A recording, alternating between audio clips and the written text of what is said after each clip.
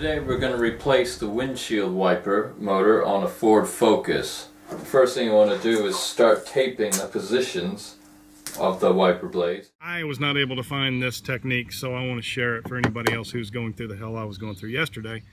So if your windshield wipers are moving slow like this, especially when it's on fast speed, chances are the mechanism that makes all this stuff run is seized.